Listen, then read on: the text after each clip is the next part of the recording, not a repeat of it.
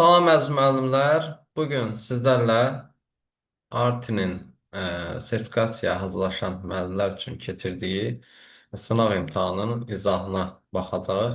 Keçək testimizə. Deməli, birinci sualda bizə deyir ki, ali bitkilərdə yarpaqların müxtəlif formalı olması hansı elm sahəsi öyrənir? Yarpaq forması deyir, xarici görünüşü, yəni forması, fiqurasını soruşduğuna görə doğru cavab olacaq nə morfologiya. A variantı. Yarpağın hazırladığı üzüm maddələr kökə doğru gövdənin hansı hissəsi ilə axır? Biz bilirik ki, üzüm maddə flema ilə hərəkət edəcəkdir. Ona görə doğru cavab olmuş olur C variantımız. Hansı heyvanların xarici skeleti yoxdur? Bu mayaqlarda var idi, foraminiferlərdə var idi. Başıxordallarda yoxdur. Xərçəng və həşəratlarda yenə də var olacaqdır. Deməli, doğru cavab olacaq C variantı. Hansı aləmin nümayəndələrində çoxcəvəlliyə təsadüf olunmur? Olunmur deyirsə birbaşa biz bakteriyanı axtaracağıq. Deməli, doğru cavab A variantı. Şagirdlər təcrübə üçün şüşə qaba bitki və əhəngli su yerləşdirdikdən sonra ağzını bağlamış və qaranlığa qoymuşdular. Müəyyən vaxt keçdikdən sonra əhəng suyun bulandığını görmüşlər. Bu zaman onların öyrəndikləri proses və istifadə etdikləri tədqiqat üsullarını müəyyən eləyək. Deməli, e, bitki burada təbii ki, əhəngli su qoyduqdan sonra bitki əhəng suyu necə bulandırar? Tənəffüs prosesi gedər ki, burada karbon qazı ayrılsın və əhəng su bulansın. Tənəffüs prosesi getdikdən sonra ümumiyyətlə bu şagirdlər bunu neyniyir? Müşahidə eləyirlər və bu proses adlanacaq bizdə eksperiment. Eksperiment apardılar və bunu müşahidə edilər. Gördülər ki, belə bir şey baş verdi. Səbəb isə tənəffüs idi. Ona görə də cavab A variantı olmuş olacaq. Uyğunluğu müəyyən edin. Tropizm, taksis, refleks. Deməli, biz burada tropizm izahını verərkən dedik ki, nədir? Canlı orqanizma qızığa qarşı belə deyək də, reaksiya zamanı bədənin bir hissəsini oradan çəkəcək.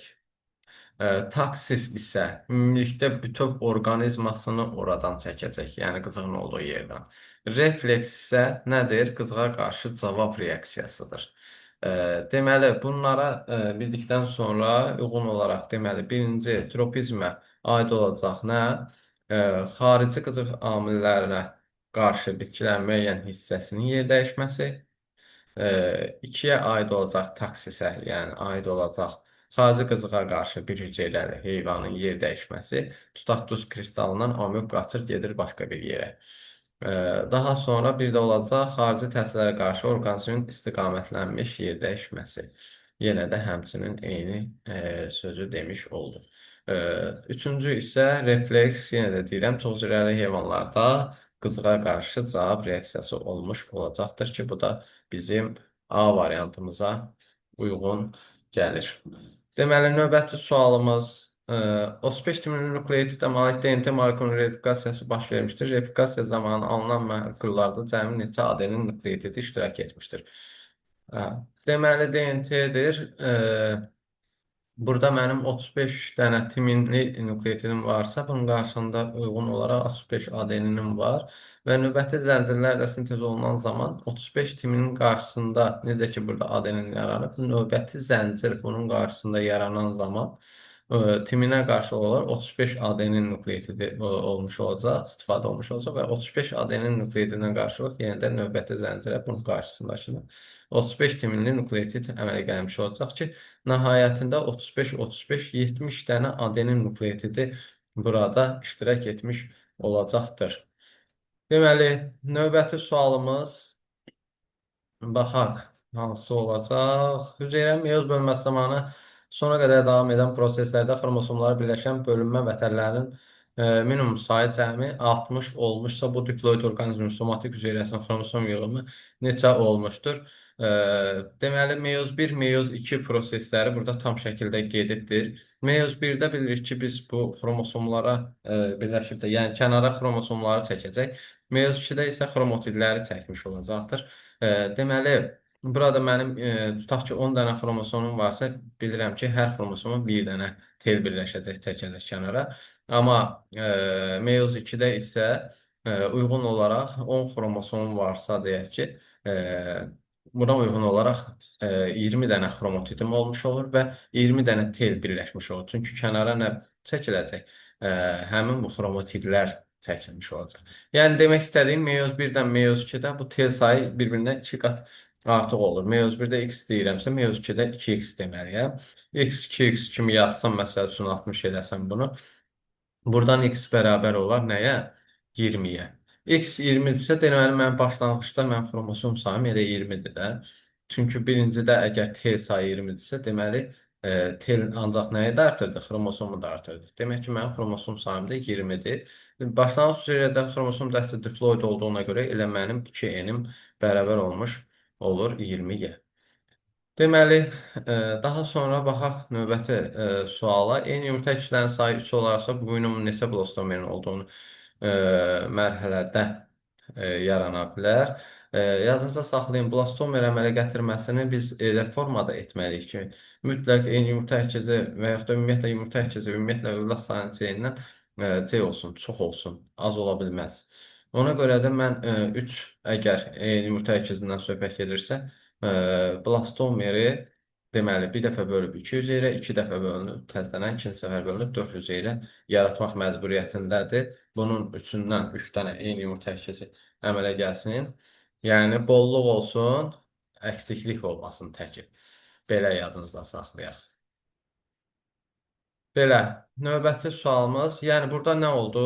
Ümumiyyətlə, yaranan hüceyrə blastomer sayı nə olmalıdır? 4 olmalıdır ki, yəni bir vahid ən aşağı çox götürmək lazımdır ki, rahat bir şəkildə bu nədir? Yumurta əkizləri yarana bilsinlər. Deməli, e, burada sualımızda deməli 1, 2, 3 ilə işarələnmiş bizim qan damar sisteminin quruluşu verilir. Burada 2 yazıb timsah. Xeyr, 2-yə timsah uyğun olmayacaq. 2-yə insan. Bəli, 2-yə insan uyğun olmuş olacaq. Bunun çox da bir izaha gərək yoxdur. Məsləhət görərdim ki, bir açıb kitabdan qan damar sisteminin quruluşuna baxasınız və yaxud da bir araşdırma edəsiniz bu halda. Deməli, epsin hazırladığı hormon hədəf orqana çatana qədər keçdiyi yolun düzgün arzulığını müəyyən edin. Deməli, hormon hazırlandıqdan sonra bu keçəcək kapillyarlara, kapillyardan sonra venaya, venadan gələcək ürəyə, ürəkdə sağ qulaqcıq, sağ mədəcik, nəhayətində sağ mədəcikdən kiçik qan dövranı başlayacaq və kiçik qan dövranı ilə ağciyərə gələcək və yenidən ağciyərdən ürəyə qayıdıb böyük qan dövranı ilə bədənə belə deyək paylanacaq. Demək ki, doğru cavabımız olacaq burada nə? A variantı. Deməli, 12-ci sualda nə deyir? İnsan orqanizmində daha çox bədən boşluğuna yerləşən orqanlar sisteminə aid olan orqan hansıdır? Böyrək, deməli, toxumluq heç ümumiyyətlə boşluqda deyil, yumurtalıq, ağciyər. Bunların hamısının içərisindən seçəsi olsaq, dili seçərik. Dil ağzımızın içində görsənsə də, onun belə deyək də davamı bir xeyli uzanır. Sonra Çin quşağı sümüklərinin sayı ən çox olan canlıını soruşur.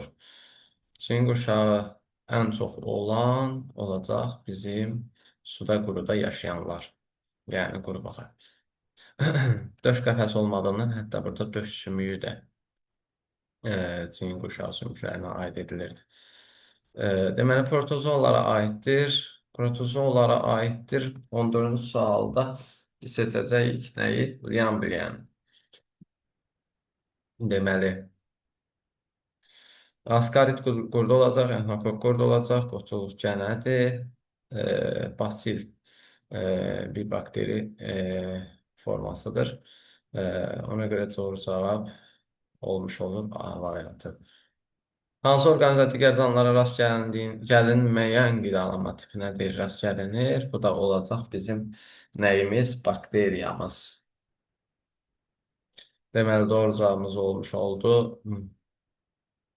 Bakteriya. Hansı orqanlar sisteminə aid olan qarın boşluğuna hansı orqanlar sisteminə aid olana qarın boşluğunda təsadüf olunmur? Deməli, burada cavabımız olmuş olur. Tənəffüs sistemimiz.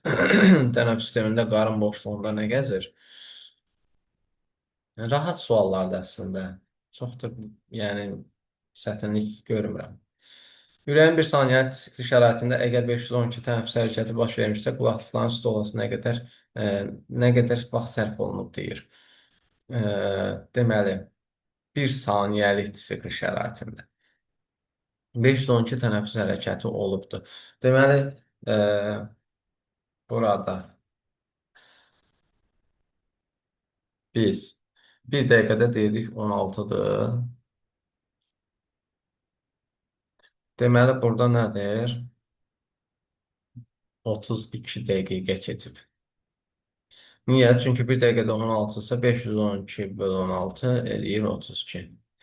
32 dəqiqə keçibsə, deməli, bir saniyəlik çıxışlardan 512 qulaqçıların stolası nə qədər vaxt sərf olunmuşdur? Qulaqçıların stolasına nə qədər sərf olunubdur? 0.8-də 0.8-də əgər ki 0.10-da deməli 0.8-in 0.10-da 1-dirsə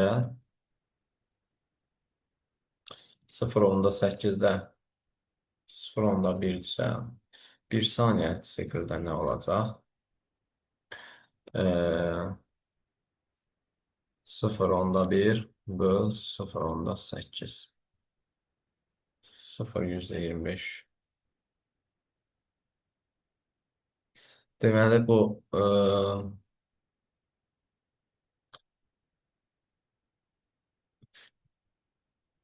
bir saniyə 0,125-dirsə 0,125-dirsə 32 dəqiqədə nə qədər olar? 32 vur 125. O da eləyər. Doğru cavab olaraq 4 dəqiqə. Yəni A variantı. Bunu mən həm burada hesabladım, həm kalkulyatorda vurdum, böldüm. Çünki beynimdə hesablayası bir şey deyil bu. E, sıfırdan deməli 125 e, bu bir saniyəlik sikldə mən hesabladım, gördüm ki 0,125 əgər stola edirsə 32 dəqiqədə nə qədər stola vəziyyətində olar. Bunu da belə deyək, 32-ni 0,125-ə vurub 1-ə böləndə aldım ki 4 dəqiqə stola vəziyyətində olmuş olacaqdır. Deməli, biz növbəti suala baxdığımız zaman parasimpatik sinirlər haqqında bir test görürük. Deməli, 18-ci testə baxaraq, parasimpatik sinirlər artırır. Parasimpatik sinirlər artırar nəyi? Deməli, qan təzyiqini, qanın axma sürətini, skelet əzələlərinin qanla təchizatını, qanda şəkərin miqdarını, həcm şirələrinin ifrazını. Deməli, bizim 18-ci sualda 18-ci sualda. Bəzən qarışıq suallar verirlər, bəzən amma sadə suallar verirlər. Bu da sizə 30 sualı yazmaq imkanı verəcəkdir. Məsəl üçün, burada parasimpatik sinirlər artırar skelet əzələlərinin qanla təchizatını. Amma qanın axma sürəti, qan təzyiqi, e, qanda şəkərin miqdarı, həzm şirələrinin ifrazını e,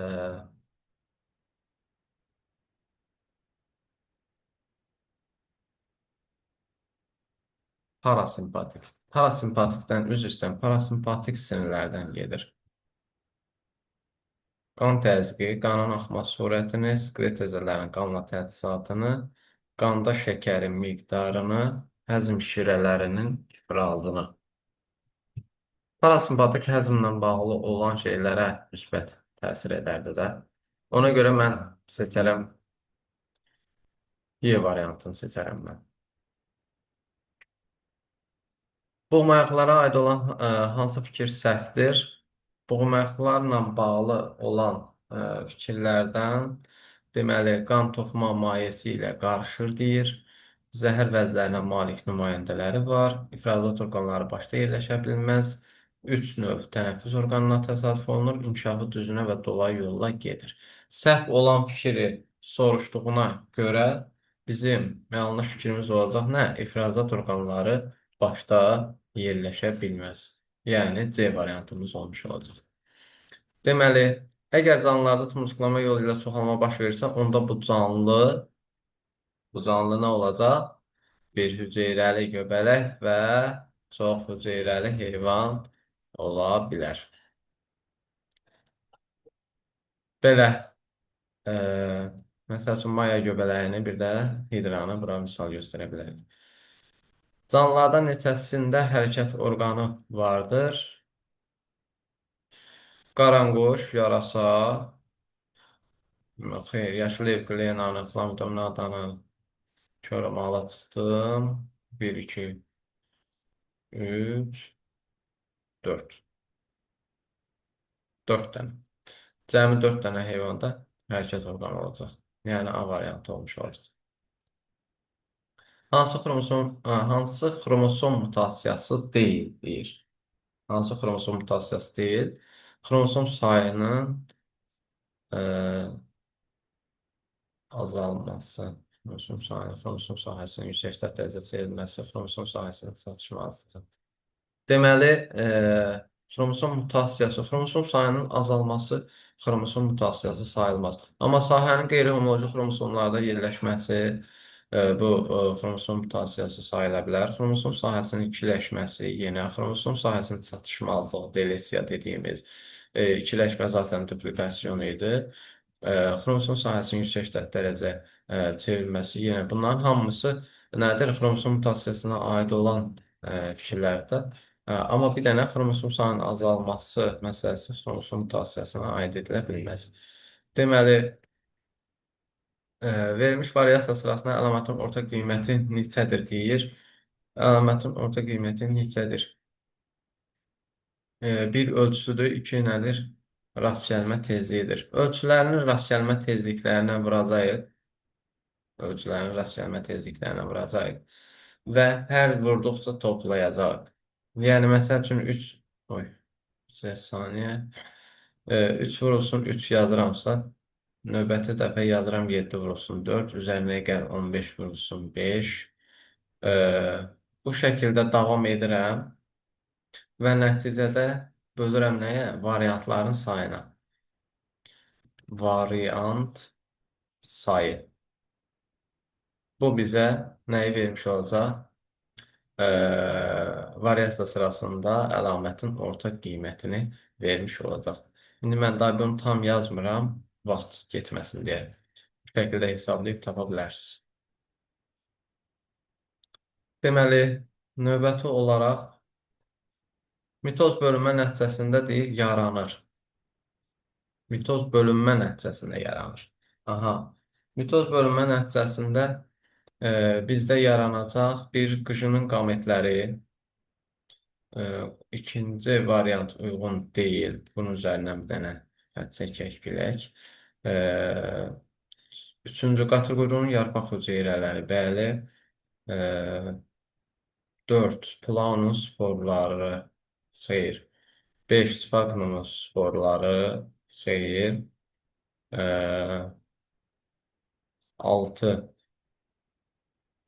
6 quş mamırının ayaqcıq hüceyrəsi. Bəli, ayaqcıq hüceyrəsi yaranacaq. Diploid xromosom dəstində olacaq o. Deməli, 7 qıcının protal hüceyrələri, bəli. Nə oldu indi burada cavab? Qatır quyruğunun yarpaq hüceyrələri də, bəli. Qatır quyruğunun yarpaq hüceyrələri də aid olacaq. Deməli, doğru cavabımız olacaq 1, 3, 6, 7. Deməli, 25-ci sualda nə deyir? Dihidroziqot ətirli noxud bitkilərinin çarpazlaşdırılması. Yəni, bu genetikanı görürsünüz, hər yerə salırlar da. Mən neçə dəfə deyirəm ki, bu genetikaya biraz ciddi yanaşın. Genetikanın belə deyək, suallarını mütləq şəkildə elə bir şəkildə öyrənin ki, mütləq şəkildə suallarını həll edə biləsiniz orada. Çünki 2 dənə, 3 dənə bu genetikadan suallar düşəcək. Yəni bunun 1, 2, 3-ün hələ məsələ düşəcək. Bayaqdan görürsüz nə qədər şeylər var idi. Xromosom mutasiyasına aid olub olmamağı soruşur. Genetikaya bağlı bir şeydir. Bu hamın bax bu sual yenə də genetika ilə bağlı olan bir şeydir. E, Yəni bəlkə də hələ davam etdikcə Allah bilir nə qədər. Baxın, növbəti sual yenə Klinefelter sindromu. Yenə genetika ilə bağlı. Hələ indi yarısına çatmamışam, 3 dənə genetika sualını görmüşəm. Neçə dəfə deyirəm ki, genetikaya ciddi yanaşın. Genetikadan sual çox düşür. Deməli, dehidrozigot ətirli noxud bitkisi dehidrozigot deyir. Mənə yazıram dehidrozigot. Çarpazlaşıb bunların deyir AB tipli qametlər məhv olubdur. AB tipli qamət məhv olubsa burada nə alınacaq da? Kiçik B, kiçik A, böyük B, kiçik A, kiçik B. Buradan da yenə həmin şeylər alınacaq.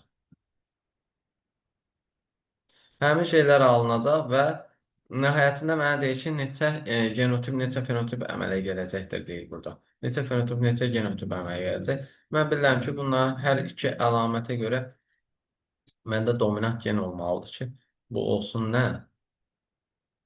Hə, qırmızı və yaxud da səhrai dediyimiz həmin o rəng hansı rəngdirsə axırı. E, Bu birləşmədən məsəl üçün bir fenotip görəcəm. Amma məsəl üçün bu birləşmədən olsun və yaxud da bu birləşmədən olsun kiçik A, böyük B, kiçik A, kiçik B. Hə, bunlardan da yenə də eyni şəkildə alt səhvə görmüş olacam. Yəni iki cür fenotipim əmələ gəlmiş olacaq. İki cür fenotip görəcəm mən burada. Genotip baxımından isə mən 6 cür genotip görəcəm. Bu çarpazlaşdırmaları etsəniz 6 fərqli yazılış görmüş olacaqsınız. Həmçinin digərlərini də növbəti çarpazlaşdırmaları edib bu şəkildə 6 genotip saymış olacaqsınız. Ona görə də bizim 25-də doğru cavabımız olacaq A variantı. Deməli,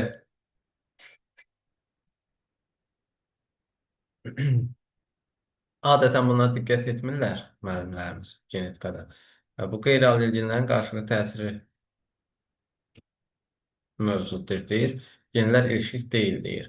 Bu aşağıda yazılanlara da mütləq diqqət yetirin.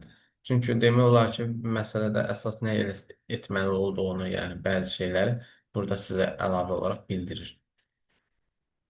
Hansı cinsiyyət xromosomlarına malik qametlərin birləşməsi zamanı Klinefelter sindromu insanlar yarana bilər. Ay Allah, sən saxla, bax. Görsən, Klinefelterdən sonra hələ yenə də genetikadan suallar. Bu oldu 4 ya 5-ci sual oldu təxmini ki, genetikadan gəlir. Deməli, burada mən qamet birləşdirsəm ki, Klinefelter olsun, seçərəm, bir XX seçərəm, bir dənə də Y seçərəm. Bu şəkildə seçərəm və birləşməsi nə olar? Bu şəkildə olar. Bu da mənə Klinefelter sindromlu insan verir. Növbəti sualımız nədir? Yenə bir çarpazlaşma verib. Deməli, çarpazlaşma, deməli, genlər ilişiklidir. Mənə deyir, genlər ilişiklidir, dominantlıq tamdır, ilişiklik pozulmamışdır. Evet, lap gözəl. İlişikli olmağı bizim işimizi asanlaşdırır. Mən bu çarpazlaşdırmada ilişikdirsə əgər, bir qametim belə olar, bir qametim belə olur. Yenə digərində də bir qametim belə olar, bir qametim belə olur. Bunların çarpazlaşmasından bir genotip, iki genotip, üç genotip. Üç dənə genotipim olar və çarpazlaşma zamanı mənim 2 dənə fenotipim olmuş olacaq. Bir dominant formalı, bir də belə deyək, resessiv formalı olan. Bizdə, dominant formalı, bir də resessiv formalı olan. Deməli, mənim oldu genotipim 3 dənə, Yəni necə? A, B, C, bircə saniyə. Yanındakıları yazmadım. Deməli, belə olacaq bu şəkildə. Bir dənəsi olacaq bu şəkildə. Bir dənəsi də olacaq nə? Bir dənəsi də olacaq bu şəkildə. Yəni mənim üç cür nəyim olacaq? Genotipim olacaq. Neçə cür fenotipim olacaq? İki cür fenotipim olacaq. Ona görə də mən seçərəm nəyi? İki fenotip, üç genotip. Yəni B variantını seçərəm. Deməli, hansı sümüyün və ya sümüklərin sınması zamanı şinə qoymaq olmaz? Biz, məsəl üçün, döş sümüyü sınmış insana şinə qoya bilmərik. Sayit sınsa qoya bilərsən. Əl pəncəsi, bud, bazu, bunların hamısında şinə qoya bilərsən. Amma döş sümüyünün sınığı zamanı nə şinə? Məntiqlə də düşünsən, görərsən ki, uyğun gəlmir. DNT molekulu. Nisbi molekul kütləsi 450 min verib. Hidrogen rabitənin sayı 2700, adenin nükleidin sayı x veribdir. Biz burada 450 min veribsə, bir nukleotidin kütləsi 300 olduğuna görə mən bölərəm bunu 300-ə görüm neçə dənə nukleotidim var. Bu olar mənim nukleotidim burada 1500 dənə. Mən ümumi nukleotid sayını bildiyinə görə hidrogen rabitənin ümumi sayını 1700 veribdir.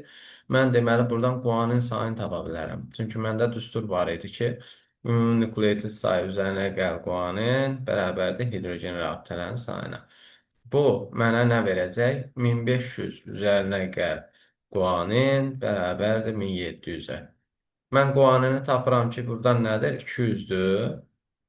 Deməli, mənim stozinim də 200-dür. 200, 200, 400. 1500-dən 400-ün çıxanda qalır nə? 1100. Bu 1100-ü də bölərəm adeninlə timinin arasında. Deməli, 550 adeninim olmuş olar. 550 dənə də timinim.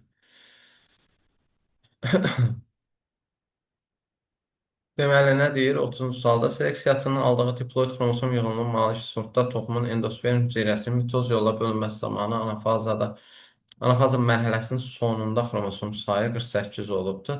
Anafazanın sonunda 48 deyirsə, artıq məsəl üçün diploid olan bir bitkidə xromosom dəsti 2 n olanda bu artıq olur 4 n olmuş olur. Xromosom sayı 48. Bu bitkinin kök hüceyrəsinin nüvəsində olan xromosom sayı nə qədərdir? Deməli, burada nə baş verib? Anafazanın sonunda soruşduğuna görə mən bunun e, endosperm hüceyrəsinin mitoz yolla bölünməsi zamanı anafaza mərhələsinin sonunda xromosom sayı 48 olur. Endospermi soruşursa, burada da olan 3N artıq olacaq nə? 6N olmuş olacaq. Çünki anafazanın içərisində, anafazanın sonunda neyinirdi? Artırdı, xromosom sayı 2 dəfə artırdı. 6 enim deyir 48-dir. Enim bərabərdir nəyə? 8-ə. Bitkinin kök hüceyrəsinin nüvəsi deyirsə, bitkinin kök hüceyrəsinin nüvəsində nə olacaq? 2 en olacaq. En 8-ci 2 en bərabərdir 16. Yəni doğru cavabımız A variantı olmuş olacaq. Bu da yenə adi bir suallardandır. 31-ci sualda nə olacaq? Deməli, virusun törətmədiyi xəstəliklər seçin deyir. Törətmədikləri. Adama bax beləsinə qarışıq formada da birdən cümləni elə ki, tərsinə çöndərib deyir. Hamı da oxuyur ki, törətdiyi. Bəs salam. Cavabı yazıb durur kənara səhv. Deməli, bir taun, qızılca, çiçək, bunlar hamısı nədir? Virusdur. Sonra vəba, bəli, vəba aid olacaq. Deməli, 1, 4, törətmədiyi deyir, ona görə seçirəm bunları. 1, 4, difteriya, 5, ekzema qutuzluq getdi, bir də 8. 1, 4, 5, 8. Yəni, C variantı olmuş olacaqdır. Deməli, eyni miqdarda götürmüş noxud, qarğıdalı, darı toxumların maksimum udduğu su 95 olub. Quru darı toxum çəkisi nə qədər olmuşdur? Mən bunun hamısını eyni miqdarda götürürəmsə, x kimi götürürəm. Olur nə? 3x. Üstünə gətirirəm özünün çəkisi qədər noxudda x. Qarğıdalda yarısı qədər 0,5x. Burada arada da 4də biri qədər, yəni 0,25x. O da bərabər ediləm nəyə? 95-ə. Yəni ümumi su yudandan sonra çəkək 95 olur. Buradan mənim cavabım çıxacaq 4,75x bərabər 95. Bunu da buna bölsəm eləyər nə? 20. X-i 20 tapdım. Hər birində x götürmüşdüm zaten. Burada da mənə quru darı toxumu çəkisi. Hamısında bərabər olduğuna görə elə bu darıya da aid olmuş olacaq. Yəni cavab B variantı olmuş olacaqdır. Deməli, mezoerasına baş vermiş aramorfozları deyir, seçin. Mezoerasında iki qat mayalanma seçə bilərik. Bəli. Deməli, e, spermlərin yaranması xeyr. Çırpaq toxumların yaranması xeyr. Deməli, bir aid olacaq. Bir aid olacaq. Məməlilərin yaranması aid olacaq. 1, 4. Əsl quşların yaranması. Bir də dişiciyin yaranması. Haploid endospermin yaranması. Haploid endosperm çırpaq toxumlarda aid deyil. Sperm filan. Tamam. Olacaq 1, 4, 5, 6. Var elə bir cavab. Bəli. B variantı olmuş olacaqdır. Düzgün fikri seçin. Canlılar süd vəzləri var, çəngə sümüyü var deyir. Süd vəzləri yoxdur deyir. Üzr istəyirəm. Süd vəzi yoxdur, çəngə sümüyü var. 2 deyir, süd vəzisi var, çəngə sümüyü yoxdur. 3 nə çəngə sümüyü var, nə süd vəzisi var. Buna 1-ə məsəl üçün baxsam quş kimi, 2-yə baxsam məməli kimi, 3-ə dənəmi balıqdan sürünəndən bir şey hələ ki də beynimdə, yəni ümumi bir şey tuturam.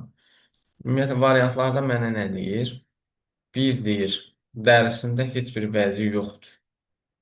1 üçün deyir, dərisində heç bir vəzi yoxdur.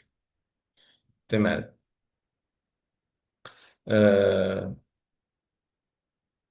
xeyr, bunu götürə bilməyəcəyik. 1-ə nə demişdim mən? Quş demişdim. 2 suda yaşaya bilməz. Niyə yaşaya bilmir ki? Elə qəşəng yaşayır. 3 onurğaya malik ola bilməz. Elə bunun hamısının onurğası var da. 1, 2, 3 eyni tipin nümayəndə xordallara aiddir. Hə, bunu götürə bilərəm artıq. Düzgün fikir olaraq götürmək olar. Bu nə deyir? 1, 2, 3 eyni bioloji sinifdə rast gəlinməz. Xeyr, səhvdir. Niyə gəlinmir ki? Yəni doğru cavabımız olmuş olur nə? D variantı olmuş olur. Meşələrdə yanğınların baş verməsi canlıların sayına böyük təsir edir. Bunun qarşısını almaq üçün hansı işlərin görülməsi daha məqsədəuyğun hesab olunur? Deməli, meşələrə girişin qadağan olması bu mümkün deyil. Yanğın söndürmə texnikalarının bir qadağan sayının artırması meşə yanğının qarşısını almaq üçün nə bilim, nələr lazımdır? O boyda dövlətlərdə, nə bilim, Türkiyədə o cür yanğınlar oldu, heç qarşısını ala bilmirdilər. Yunanistanda, Amerikada.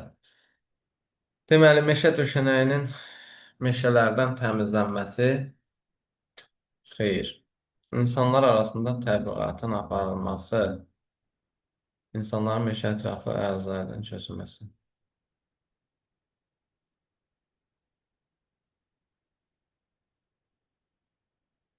Burada insanlar arasında təbliğatın aparılması məntiqən ən uyğun gələni əslində budur.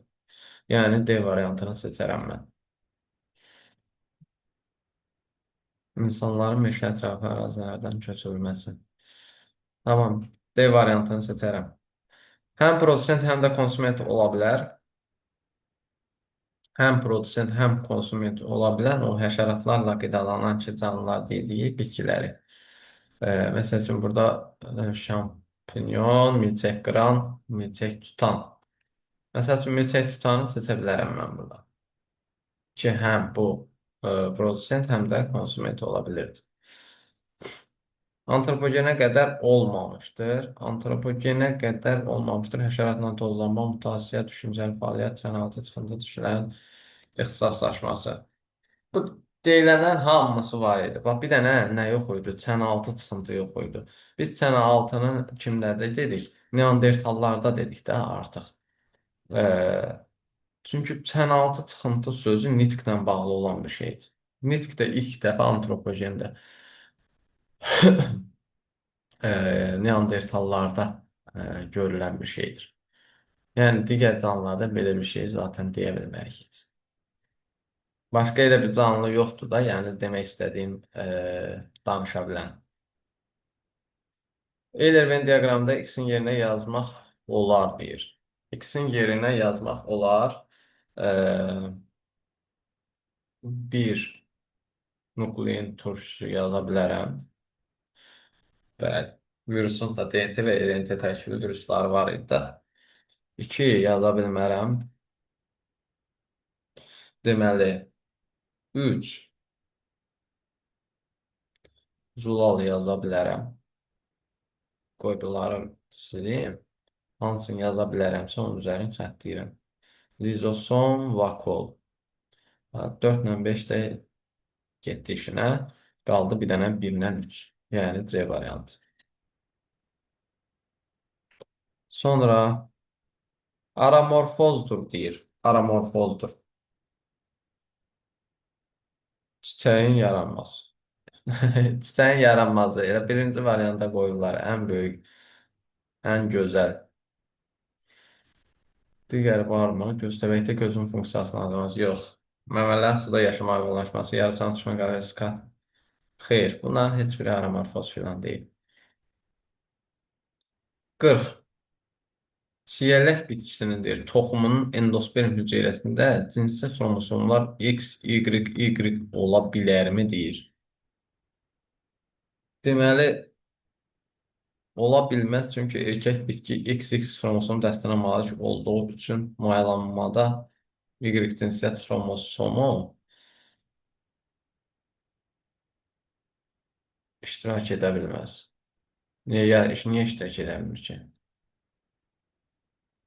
Ola bilər, deyir, əgər maylamada bilavasitə iştirak edən tolcuq dənəsi Y xromosomu mikrospordan əmələ gələrsə, yalan deyir. Çiyələk dedik ki, nədir? Dişi XY, erkəyi XX. Ola bilər, əgər maylamada bilavasitə iştirak edən üşüyün hissəsi X xromosomunun makrospordan əmələ gələrsə, ola bilməz. Çünki dişi bitki XX xromosom dəstinə malik olduğu üçün heç bu ümumiyyətlə səhvdir. Ola bilər, əgər mayalamada bilavasitə iştirak edən üşüyün hissəsi Y xromosomlu makrospordan əmələ gələrsə, bu zaman mən neyniyərəm? Toxumunun endosperm hüceyrəsində XY forma görə bilərəm. Demək ki, mənim doğru cavabım olmuş olur. Nə? Y variantı. 41-də insan tənəffüs sistemində oksigenin hemoqlobinlə birləşməsi baş verir deyir. Harada baş verir deyir. Alveolları əhatə edən kapillyarlarda. Elə doğru cavabımız A variantı olmuş olacaq. Müəllimlərin ifrazat sistemi, müəllimlərin, üzr istəyirəm, müəllimlərin nə idi? Çox üzr istəyirəm. Həqiqətən. Məməllərin ifrazat sistemi. Müəllimlər məni gecə eləyibdir. Bütün müəllimlər hamısı mənim beynimdə o qədər fırlanırlar ki, ay Allah görəsən bunların imtahanları necə olacaq. Dəhşət. Məməllərin ifrazat sisteminə aid şəkildə hansı rəqəmlərlə qeyd olunmuş orqanlar deyir, quşların ifrazat sistemində deyir, olmayacaqdır. İfrazat sistemində olmayan 3 ilə 4 olacaqdır. Həmin bax. Bu sidik hissəsi, bir də sidik kanalı söhbəti bunlarda olmayacaqdır. Yəni doğru cavabımız olacaq nə? A variantı. Kişinin cinsiyyət sisteminə aid Verilən orqanların hansında və ya hansılarında əmələ gələn hüceyrədə baş verən mutasiyanın sonrakı nəslə ötürülməsi ehtimalı vardır deyir. Vardırı soruşur. Deməli, toxumluq, toxum çıxarıcı kanal, toxum kisəcikləri. Deməli, burada toxumluqda baş verən mutasiya sonrakı nəslə ötürülə biləcək. Bunlar digərləri sadəcə elə belə deyək də, somatik hüceyrədə baş vermiş bir şeydir. Öz canında olacaq. Da növbəti nəslə ötürülməyəcək. Amma toxumluqda baş verən mutasiya artıq onun cinsi hüceyrəsinə, sonrakı o cinsi hüceyrənin, belə deyək, yumurta hüceyrənin birləşməsi nəticəsində yaranan fərddə də üzə çıxa biləcək. Növbəti nəslə yəni ötürülə biləcək. Ona görə cavabımız nədir? A variantı, yəni X.